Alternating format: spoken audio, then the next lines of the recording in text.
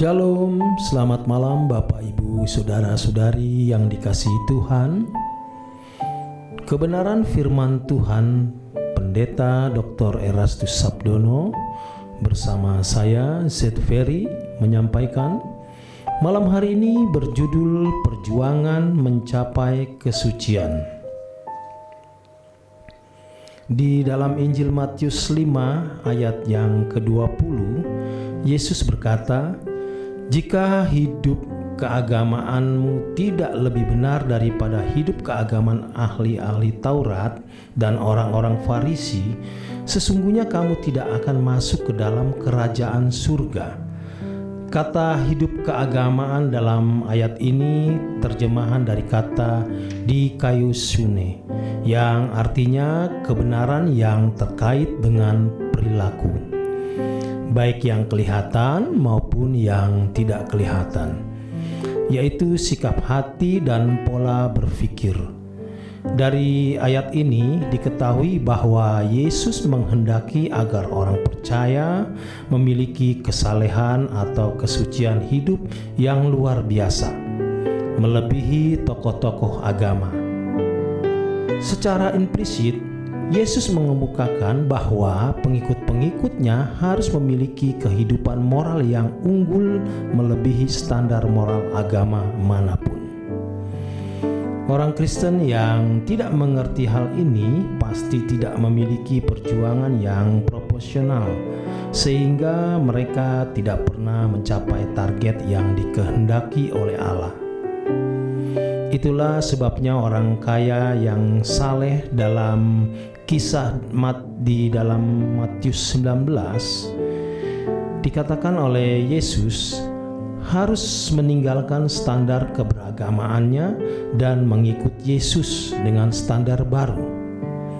Paulus sendiri yang menyatakan bahwa dirinya dipandang dari sudut hukum Taurat tidak bercacat, tetapi ketika ia membandingkan dirinya dengan kesucian Allah, ia merasa sebagai manusia celaka karena ada sesuatu yang jahat di dalam dirinya. Roma 7 ayat 21 sampai dengan 24. Menjadi persoalan bagi orang percaya, kesalehan atau kesucian apa yang sebenarnya yang Allah kehendaki. Kesucian hidup orang percaya memiliki ukuran atau standar kesucian Allah sendiri. Dalam Alkitab tertulis, "Kuduslah kamu sebab aku kudus, dan jika kamu menyebutnya Bapa, yaitu Dia yang tanpa memandang muka menghakimi semua orang menurut perbuatannya, maka hendaklah kamu hidup dalam ketakutan selama kamu menumpang di dunia ini." 1 Petrus 1 ayat 16 sampai 17. Allah Bapa menghendaki agar orang percaya yang adalah anak-anaknya memiliki kekudusan seperti kekudusannya. Itulah sebabnya kita harus hidup dalam takut dan gentar. Artinya berhati-hati dalam seluruh sikap hidup. Sebab sesungguhnya inilah maksud penebusan oleh darah Yesus itu. 1 Petrus 1 ayat 18. Dengan demikian menjadi kemutlakan bagi orang percaya untuk berkapasitas kudus seperti Allah. Kapasitas kekudusannya artinya bisa melakukan segala sesuatu yang selalu sesuai dengan pikiran dan perasaan Allah. Kesucian bukan hanya sebuah keberadaan, being atau state, melainkan kemampuan untuk bertindak selalu sesuai dengan pikiran dan perasaan Allah. Yesus adalah ukuran kesucian satu-satunya. Tetapi kesucian Yesus pun sebenarnya juga masih abstrak, tidak jelas. Itulah sebabnya setiap orang percaya harus memiliki pergaulan pribadi dengan Tuhan untuk mengalami proses pemuritan secara pribadi oleh Tuhan Yesus. Tentu melalui Roh Kudus. Hal ini sesuai dengan amanat agung Tuhan Yesus yang menyatakan agar semua bangsa dimuridkan oleh Tuhan Yesus.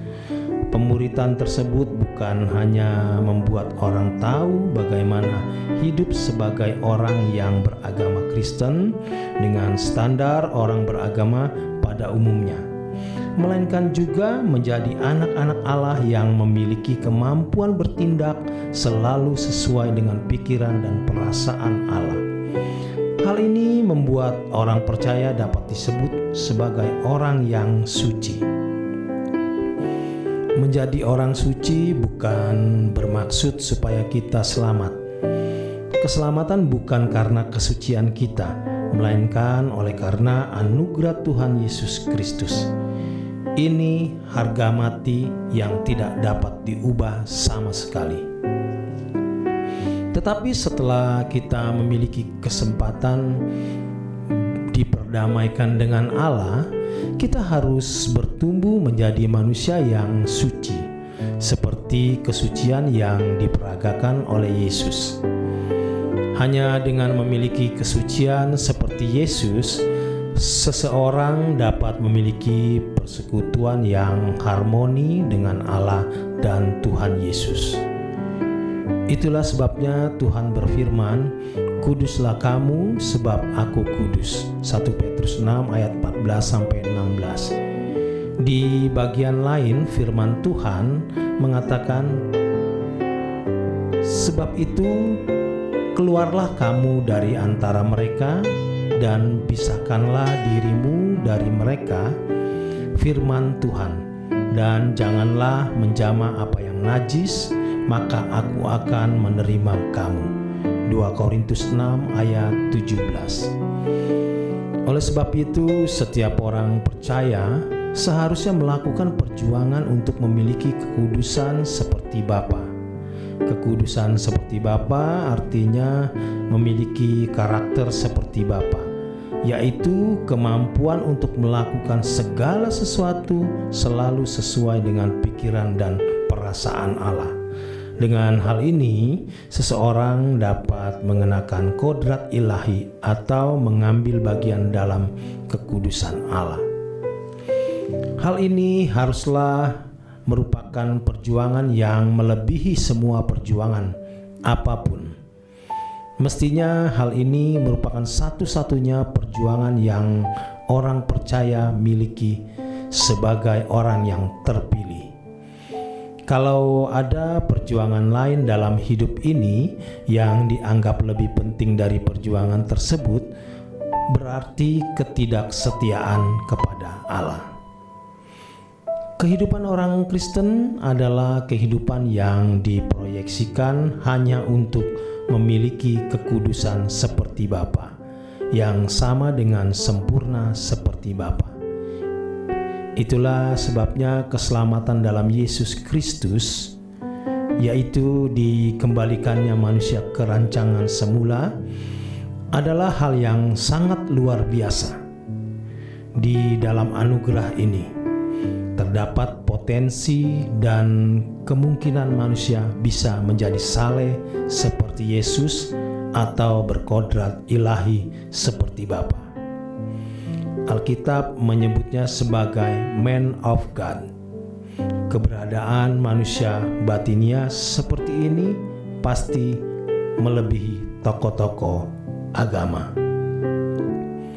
Demikian kebenaran firman Tuhan. Selamat malam, selamat beristirahat. Tuhan Yesus memberkati.